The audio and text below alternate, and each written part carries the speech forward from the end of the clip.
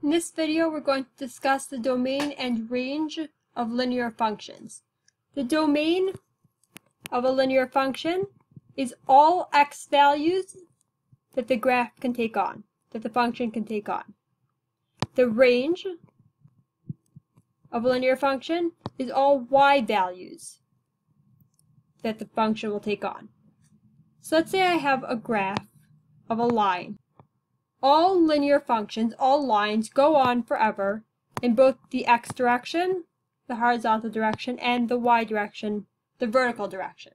So the domain of any graphed line, any graphed linear function, is going to be, the domain is going to be all real numbers, and the range will also be all real numbers. But this can get more tricky when we have a word problem.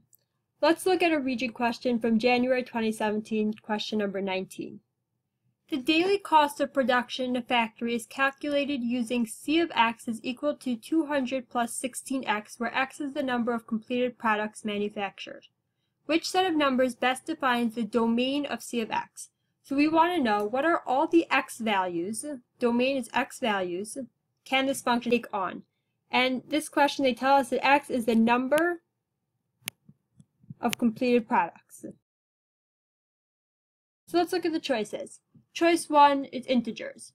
An integer is a positive number and a negative number. Can the number of products be an integer? It cannot, because you can't have a negative number of products. So even though the domain of this line, C of x is equal to 200 plus 16x, when it's graphed, the domain should technically be all real numbers. It's not going to be, because we can't have negative numbers. So we'll only be able to graph it in the first quadrant. Let's look at choice 2. Positive real numbers. A real number is any positive number, any negative number, but they tell us that it's only positive real numbers.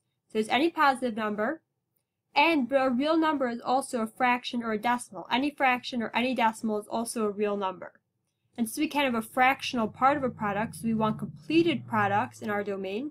Choice 2 cannot be the answer to the question. Let's look at choice 3, positive rational numbers. A rational number is a positive number, a negative number, 0. They tell us that it's only positive rational numbers, so it's only positive numbers. A rational number is also any fraction. Any number that can be written as a fraction is a rational number. So choice 3 cannot be the answer because we can't have a fractional part of products. So choice 4 is going to be the answer. Choice 4 says whole numbers. Whole numbers is just 0 and positive numbers, no fractions and no decimals. So that we could have 0 products, we could have 5 products, 500 products, 500,000 products, but we can't have a fractional part of a product and we can't have a negative product. So the domain of this function is choice 4, whole numbers.